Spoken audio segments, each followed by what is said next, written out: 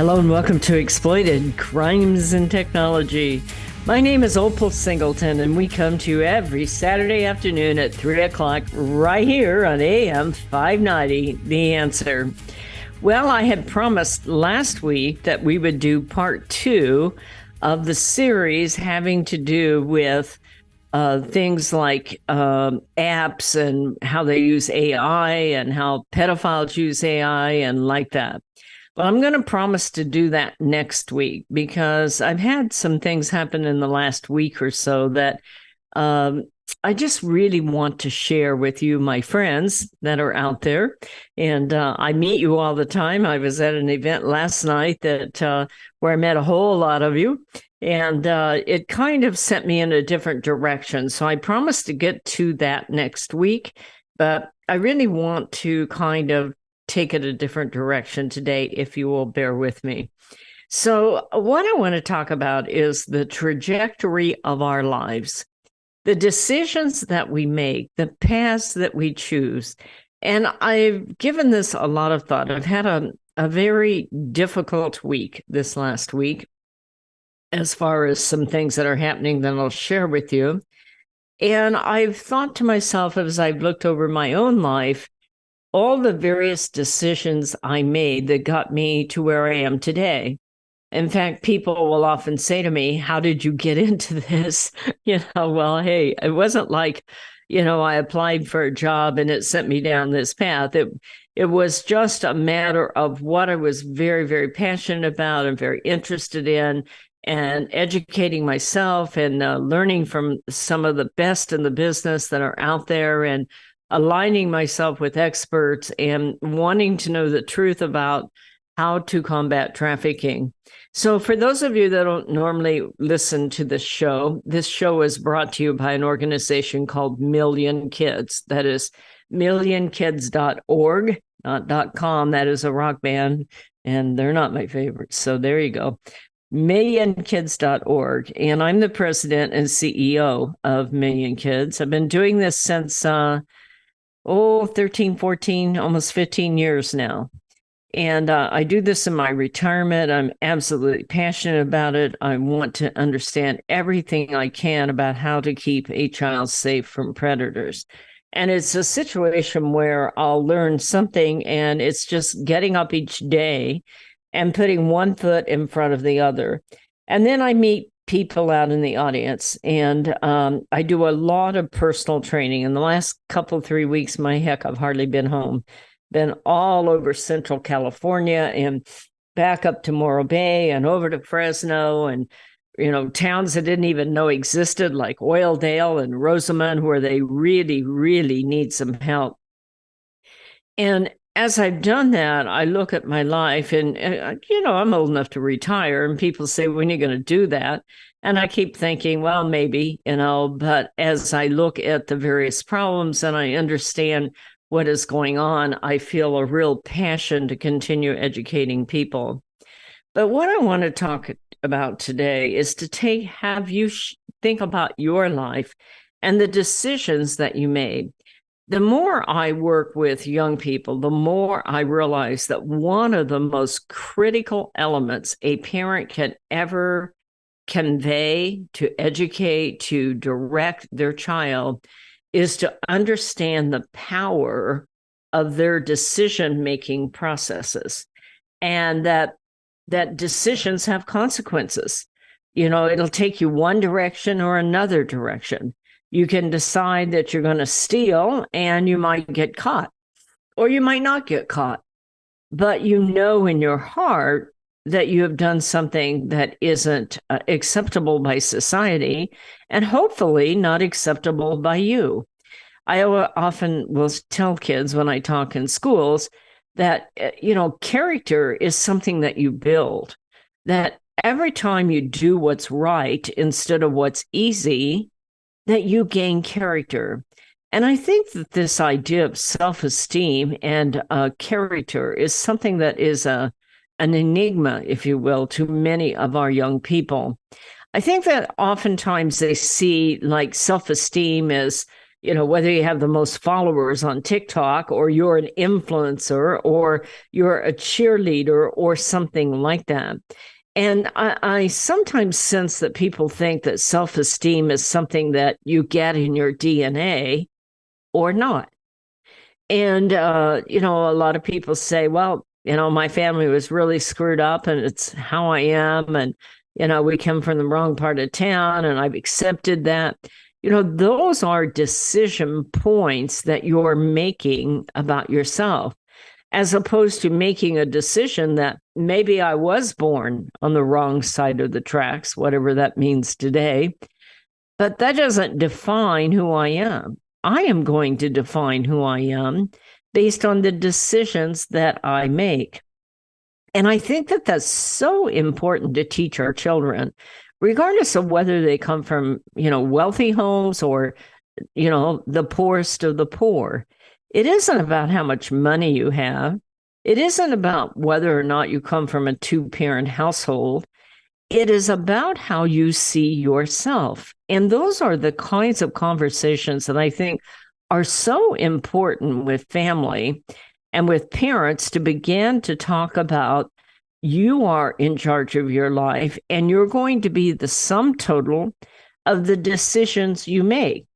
And as we talk about the trajectories of our life, I mean, there are some huge decisions that you might make.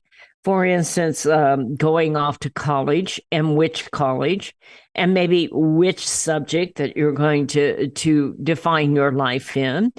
And maybe it's a matter of, do you go to church or not go to church or synagogue or wherever you go? Are you a person of faith? Are you not a person of faith? And if you're not, why not? And began to understand that those decisions are going to start to define you. Marriage, do you believe in marriage? Do you believe in the sanctity of marriage? Do you believe in fidelity and truth and trust? And talk about, the impact of decisions. If you have a marriage where somebody isn't being faithful, then, you have made a decision to affect somebody else and yourself. If you made a decision to divorce, that is changing the trajectory of not only your life, but changing the trajectory of other people's lives. Maybe you're going to buy a house in a particular neighborhood. That will change the trajectory of the future decisions you make. I remember as a kid, we used to have this little thing that we did. I don't suppose kids do it anymore because of the computer, but they would give you these puzzles and all these dots, and you had to connect the dots. And then they'd give you other puzzles like little BBs going down a little track on a game. And you would have to decide, do I go this way or do I go that way? And every one of those decisions would then affect your next decision. And that decision would affect the next one. So big decisions like where you're going to live or whether you're going to have kids and how you're going to raise the kids, and big decisions about, do we give our kids social media? And how do we raise our children in a world that is full of technology, and do so in a way that they do it with respect and responsibility?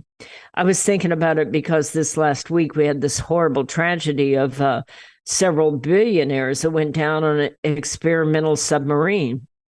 I'm sure that if they had the ability to do it again, they'd probably say, catch me next time, I'm busy. But it didn't work that way for them. They made a conscientious decision. They evaluated what they thought were the risks and made a decision to go. And that decision provided them with the end result of their lives.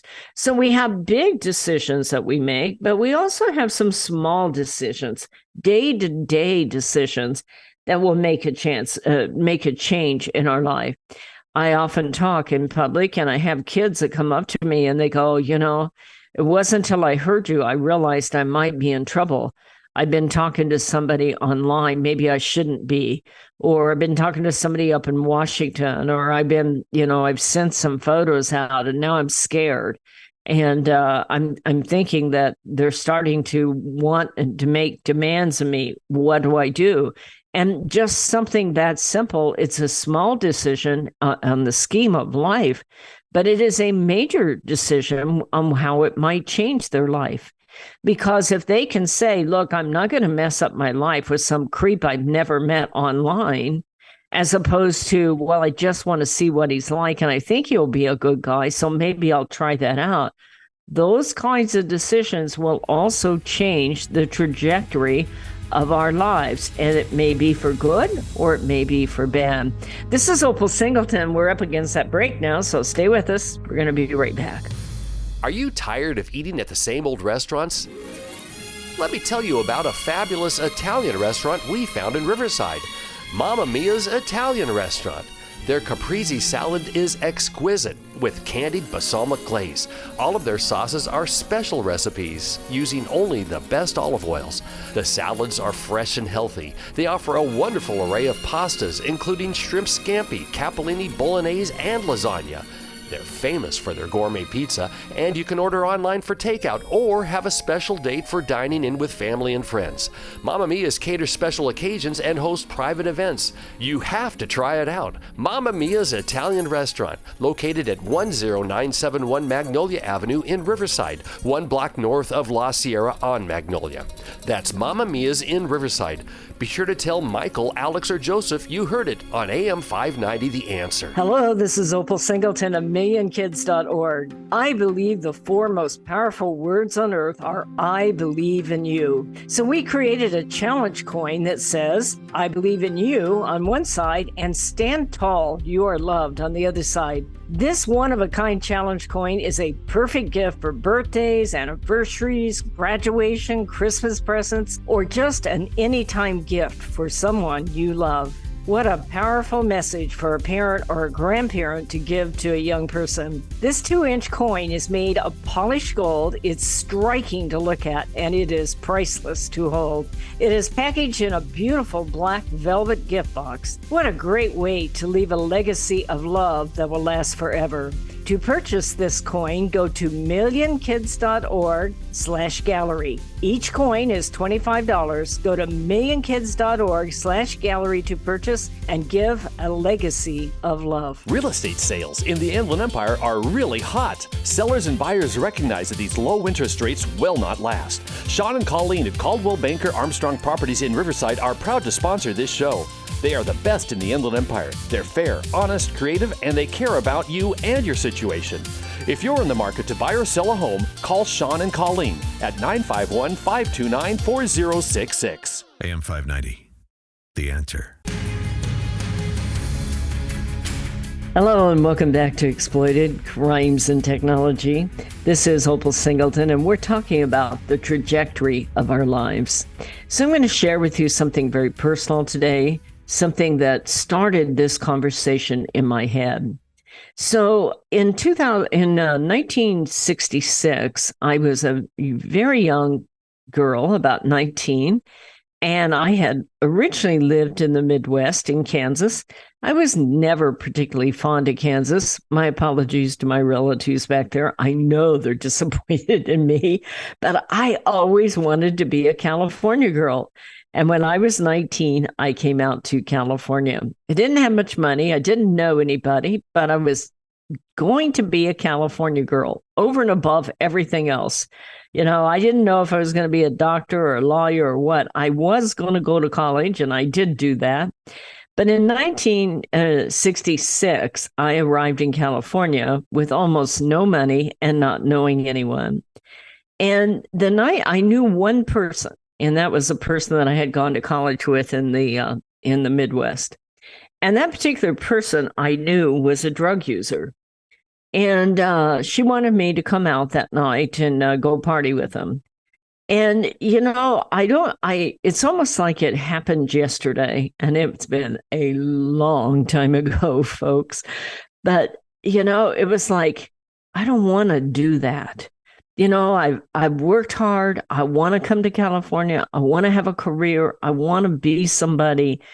And, you know, while it was the only person I knew, And I was tempted to go, oh, it's only one night. I thought, I am not going to do this. But I didn't know what to do. I mean, I was giving it a lot of serious thought. And I arrived in the town Escondido down by San Diego. And as I'm fighting this discussion in my own head about whether I go to this party or I don't go to that party and participate with the people, I decided I really did not want to do that, but I didn't know how to say no all by myself.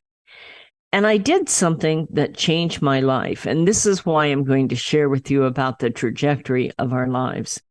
There was a sign above a payphone. Now, nobody of the young people that are listening to this show will even know what a payphone is. Okay. I'm dating myself hysterically. I love those. I digress a minute, but I love those YouTubes where kids are trying to understand a payphone, and they can't figure out how to text in it, and they don't understand why you have to put money in it, and it only goes 3 feet.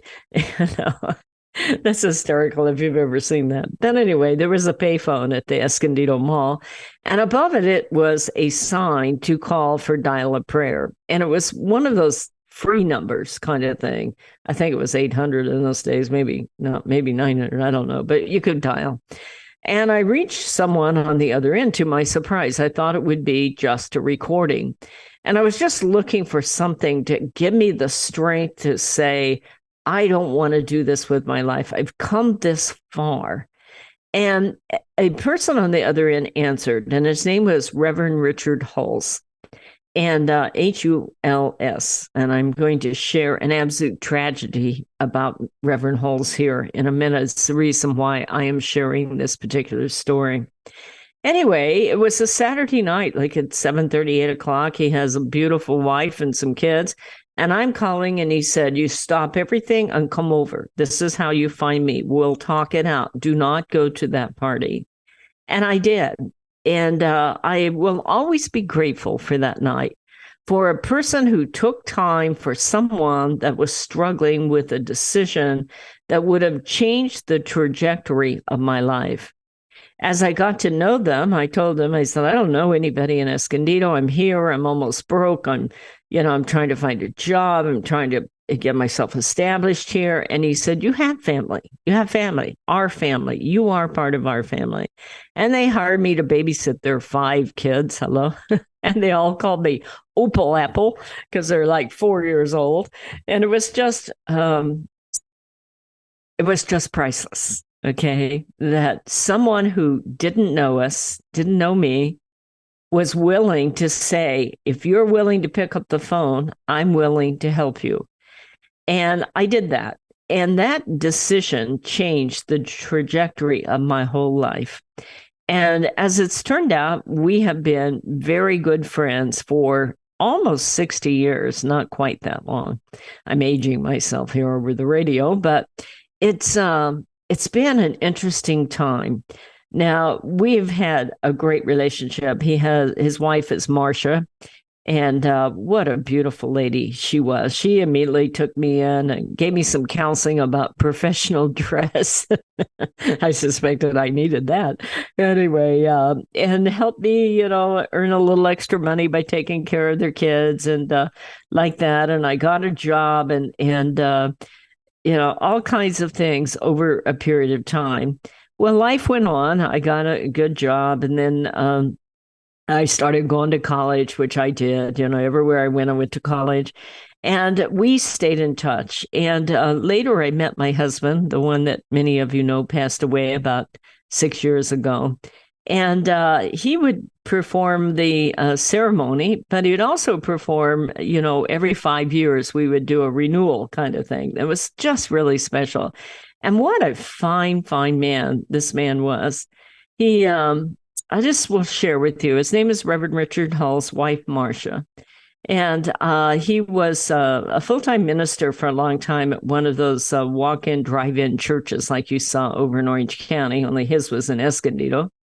And he was a chaplain in the Navy for many, many years before he retired. And he was a chaplain at the Escondido Police Department. And then After he retired from church life, he became a chaplain at several care homes. And I would say, why do you do that? And he said, because old people need somebody to listen to them.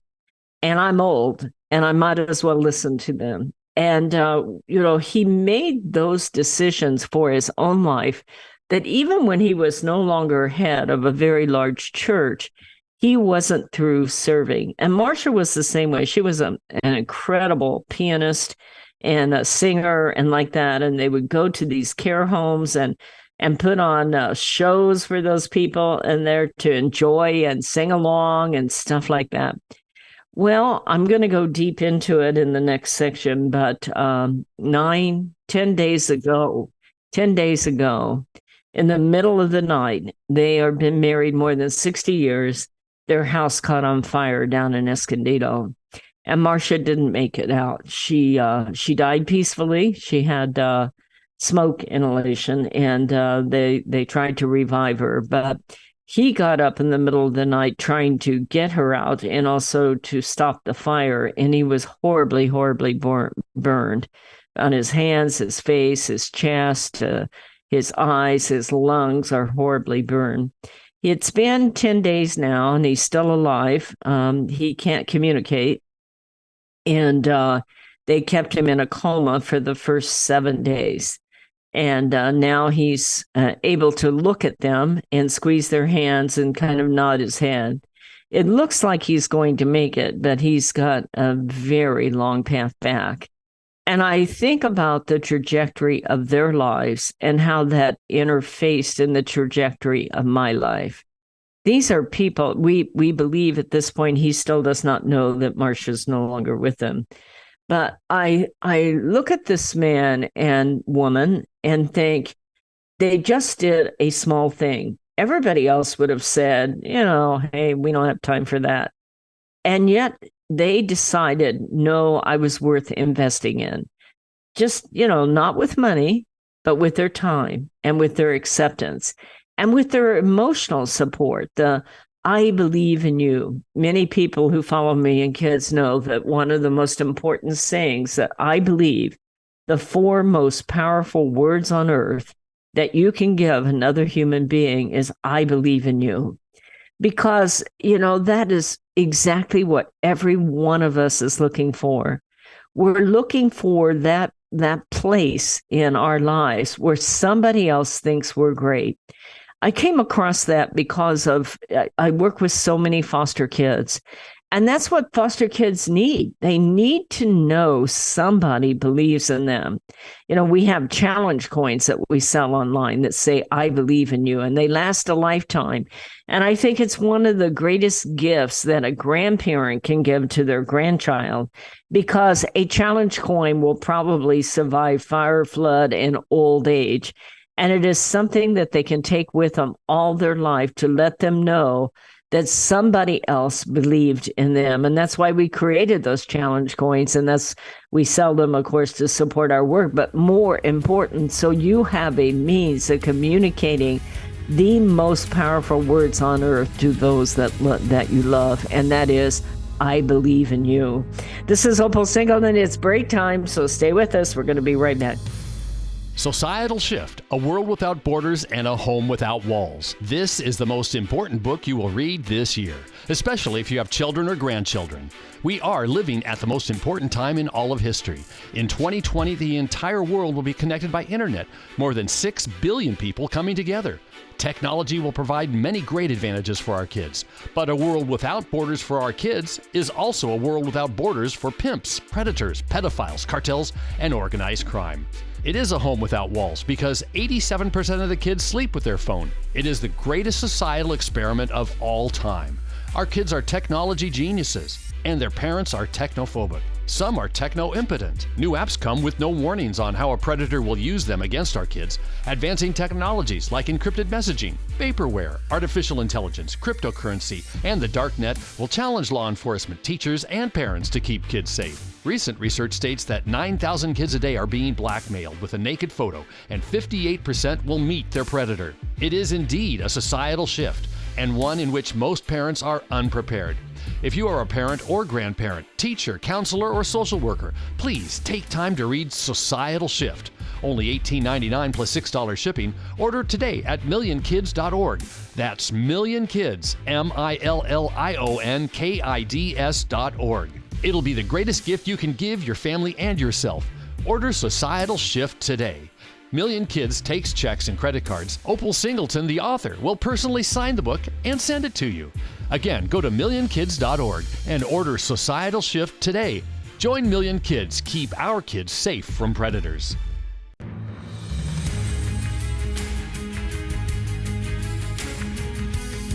Hello and welcome back to Exploited Crimes and Technology. This show, we usually talk about how to keep kids safe from predators, and we look at apps, and we do things like understanding how predators use certain apps to seduce our kids. And right now, there's just a huge thing going on around the world where foreign national telemarketing companies coming out of Nigeria and Ivory Coast and Pakistan and Philippines that are seducing our kids into sending some sort of photo, and then the blackmail is far beyond ruthless. You know, this has been going on for a long time, but it didn't include like Nigerian scam groups that have whole telemarketing centers. So I'm going to switch paths here a minute because I was talking about Reverend Huls and how he changed my life, because he took that call and then he sat with me and said, you know, you get to decide what kind of life you have, and it's going to be your choice. And whatever choice you make will lead to another choice, and that choice will lead to another choice. And I look back as I see Reverend Huls struggling for his life, and I think about how powerful he was in my own life. You know, about 2.5, 3 years ago, I was fortunate, as I was a widow, to marry a really wonderful man. And it was a big decision at that point in my life. I will tell you, quite frankly, I did not enjoy being a widow. It's just not my thing, thank you. Now, some women just love it. They go off with other women and they get on the Greyhound bus and go to British Columbia or somewhere, wherever they go, Montana maybe. I'm not that person. I threw myself into the work and like that. And I decided I didn't want to date because I didn't know who I was. And I think that as you think about the trajectory of your life, it's important for you to have stopping off points in your life. And I think this is important to teach your children, that you take an assessment of where you're at. And the sum total, you are where you are, and the sum total of the decisions that you have made along the way. And in some cases, the decisions were made for you. In my case, I decided not to date. And then one day I met my current husband. I knew immediately what was happening. I had been a widow a couple of years, so had he. And we immediately said, we are going to change the trajectory of our lives. Now, we don't know each other all that well, but we knew from day one that we were going to be able to make a healthy and a good marriage out of this, but that we were totally different people. I think that so much of that happens in a marriage where you get in a marriage and it isn't quite working out. And then you say, well, if he would only do that, or if she would only do that, and it's her fault or it's his fault, and they won't do this, and I have to have that. All of those are decisions that you're making on the trajectory of your life. So you have the big ones that impact you. For instance, in my case, the decision that I wanted to come to California, that I wanted to be somebody, I wanted to go to college, I wanted to have a career, I wanted to have a healthy relationship. And out of that one small decision, that one night, I was able to get the strength of character so that I could begin to make the bigger decisions and make them in a way that my life isn't messed up. I share that with you because a lot of what I do is I talk with kids. I've talked with several of them in the last week, and they're online and they're talking to somebody and they know it's not what they should be doing. And they're saying, well, it can't hurt that much. And well, maybe I should just see what he's like and meet up with him. And They make the little decisions to keep going in what they know is an unhealthy relationship. We do that every day. We make decisions about diet and exercise. Maybe I will, maybe I won't. Obviously, the people that are able to make the decisions to diet and exercise look better than those that do not. We make decisions about spending money every day. And it is those decisions that allow us to make the final decision to pay our house payment at the end of the month because we still have money left, unless we didn't make a good decision.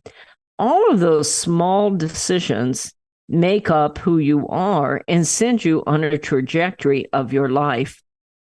And I think that this is so important to start to share with the young people in your lives. Look at your own lives. In my case, we've had a terrible tragedy this week, but it also brought home to me the value of speaking with our kids, of making those little decisions, for them to understand that each little decision will result in your next decision. If you decide you're going to take a candy bar from a store, that's going to make it much more likely that you're willing to steal something else the next point that's maybe a little bit bigger. And then pretty soon you're part of a pack over there in Carson raiding a 7-Eleven because everybody's doing it. So that starts you down a particular path. The same kind of thing of, your decisions, what you do online, whether you're willing to post erotic photos or that you are willing to compromise so that you'll have a video that goes viral and you want to be an influencer. And okay, you have to be a little risque to be an influencer, and maybe just a little potty mouth too. And as you get into that, each one of those things will start to form an opinion of what you look like. And it's like building blocks. You will either come out with a building that you're proud of, that you've gone somewhere, that you've accepted, but you don't get places by accident. And I think that is very important. Now, accidents happen. That's what happened to Rev Huls and Marsha that night. They did not do anything as far as anybody can see. The fire department believes that what happened is that they had a short in a recliner that they had in their house that shorted off and started the fire going up the wall. And so bad things can happen that are out of your control. But it is the decisions that you make that will put you further down a particular road. Now, it's never too late to turn around and go back. If you've made bad decisions, you can then make decisions to change that. And I share that with kids. Okay, so you're online and you're tempted. Okay, you made the decision to go online. You made the decision to talk to someone you don't know. And maybe you made a decision to send some photos. But the next decision is the one that's going to decide how you're going to end up paying the price for that. Are you going to be able to say, I shouldn't have done that? I'm going to report it. I'm going to tell somebody. I'm going to get out of it. Or are you going to say, well, it's kind of fun and I'm just playing a game and I don't think it's a big deal. And like that, and you end up changing your life.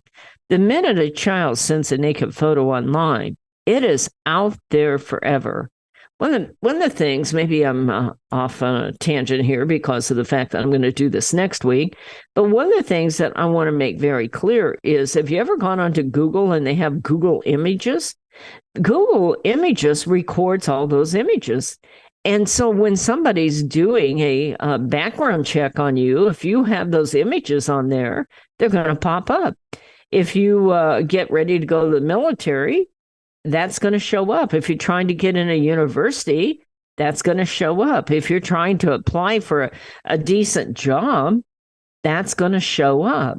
So a moment of lark and fun and like that can end up changing the trajectory of your life forever because of the decisions that you made to get there. As I think back to Reverend Huls, I'm so grateful for the night that he said, don't do this, come in, you're part of our family. You can go a different direction. You're smart, you should be able to make this happen, and we're going to do what we can to support you, but you've got to do your part. And that includes making good decisions. And we talked about that night, even though it's been almost 60 years ago. I think to myself, what if I hadn't picked up that phone? What if I hadn't wanted more than what was being projected out to me at that time? So we have big trajectories, like the big decisions that we make, but it is those little decisions that will truly set us down a path that can either be very destructive and very painful, and painful to not only to ourselves, but others, or we can make decisions that will keep us on the straight and narrow and give us that strength of character. That's where it came from, with that idea of every time you do what's right instead of what's easy, you get strength of character. Strength of character is not something you just get in your DNA. It literally is a muscle that you exercise in your brain, if you will, to make quality decisions and understand that all decisions have consequences. And I think that's important to share with our kids. This is Opal Singleton. Break time. Be right back. Hello, this is Opal Singleton of Exploited Crimes and Technology. I want to tell you about a book I wrote called Seduced: The Grooming of America's Teenagers. It's all about how predators access, groom, recruit, and exploit our young people using social media, online gaming, video chat rooms. Technology is changing at the speed of light, and we have to understand how to keep our kids safe from predators.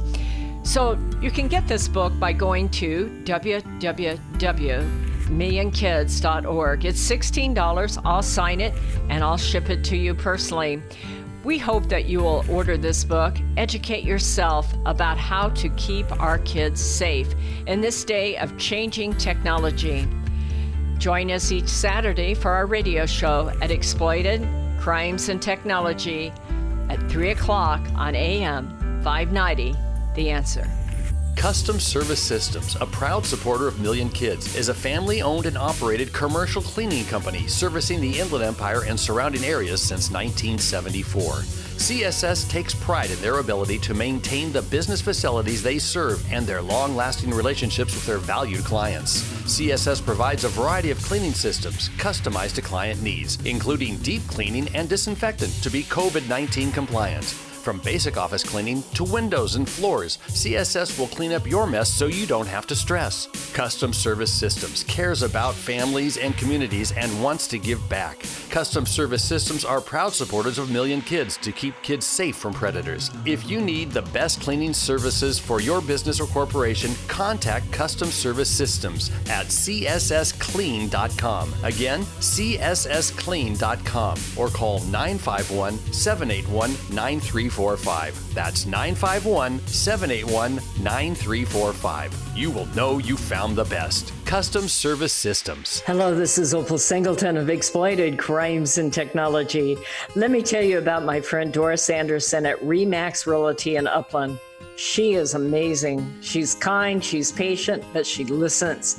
And she's informed, and she will help you with your real estate transaction in a way that works for you. Doris, in full disclosure, often supports the work of Million Kids because she cares about young people.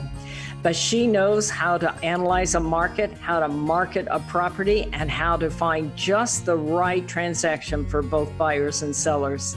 If you're looking to buy or sell real estate or invest in income property, contact Doris Anderson at Remax Realty 951-733-8899. That's 951-733-8899. 951-733-8899. AM 590. The Answer. Hello and welcome back to Exploited Crimes and Technology.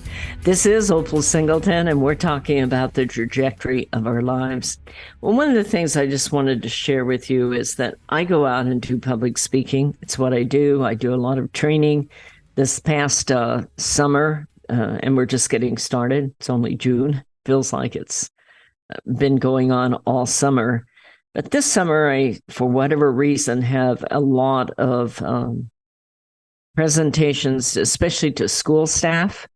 and social workers, mental health workers, foster agencies, law enforcement, code enforcement. A lot of it is around the changes that are going on in our society right now. We have an open border, and that's bringing in lots of people, and many of them are fine people, but it really would be helpful, in my opinion, if we knew who they were and that they came in with documentation in an orderly manner and like that. Because once you make the decision, then you send a nation on a trajectory of having open borders, and our nation is going to pay the price for that. And I just want to say that I believe that a nation without borders is not a sovereign nation. And so as leaders, they send our nation on a particular trajectory. And we're starting to experience not only all the people coming in from the open border, but we're seeing a massive amount of homelessness and increase in amount of prostitution because of the laws that are being made on Sacramento that literally send our state into a particular trajectory. And then they have the audacity to say it's not really happening, and what you're seeing isn't really happening. And it just is really an interesting time in our lives, because in my case, I believe in law and order, and I believe in helping other people. And I want to do that every bit of the way. But the idea of the path that a state chooses, a government chooses, a city chooses, the leadership that we choose, all of that is really, really impactful. I have been, there's a lot in the news about crazy teachers out there, and all the LGBTQ thing, and the trans and the sex changes, and when a parent is responsible for the child, and when a parent shouldn't be told that somebody else is making decisions for their child. One more time, those are decisions. And that when I see things like that, where somebody else is choosing to deal with the gender of somebody else's child and not involve the parent, it is heartbreaking to me. That is not leadership. That's deceptive kind of thing. If you can't be proud of who you are and what you're doing, and you can't announce it publicly, then maybe you should not be doing that. And those are pretty strong words to will probably get me in hot water. But, this is really what I'm sharing with you today. We are the sum total of the decisions we make. And that includes the decisions about who we are when it comes to our moral values. And you can have other people telling us what we should and shouldn't be, but that does not mean that we no longer make decisions for ourselves. I believe this is a time in our society that we need to have those discussions with our child, very blunt, open discussions about the trajectory of their lives. It is their lives, and they get to choose, but they have to understand whatever it is they choose will come with a price. And if you choose to take the low road, in fact, I remember Rev Huls telling me one time, you can take the high road or you can take the low road, but the low road will cost you more every time. And I think that we need to convey that to our kids. This is the first generation of kids that are going to live in a world without mom and dad, because they're going online and meeting people from all over the world. They're going into the schools, and it would be nice if they're going into private schools that maybe follow along more with our belief, but they're going into schools also. One of the things I wanted to say is that I met a lot of teachers this summer, and most of the teachers I met are good, hardworking people who want to protect your children and teach them what they need to learn, and not all this craziness that we're hearing out there. In fact, they themselves struggle with that. And I admire a lot of those teachers that are making a choice, and they are doing exactly what we're talking about. They are saying, I could leave the school system if I don't believe in that, or I can stay in the school system and make good quality decisions that will allow me to control the trajectory of my life. And so it's a fascinating place to put our kids. Our kids now are going to go online. They're going to meet millions of people that we have no influence on.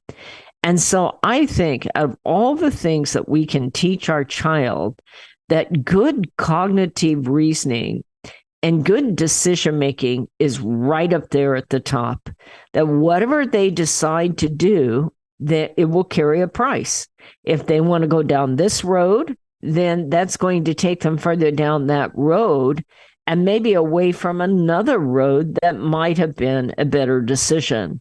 It's also important to not only share with kids that every decision comes with consequences, and it may advance you farther down the road that you want to go on, or it may be a road that takes you farther away from what would normally make you happy and be proud of who you are.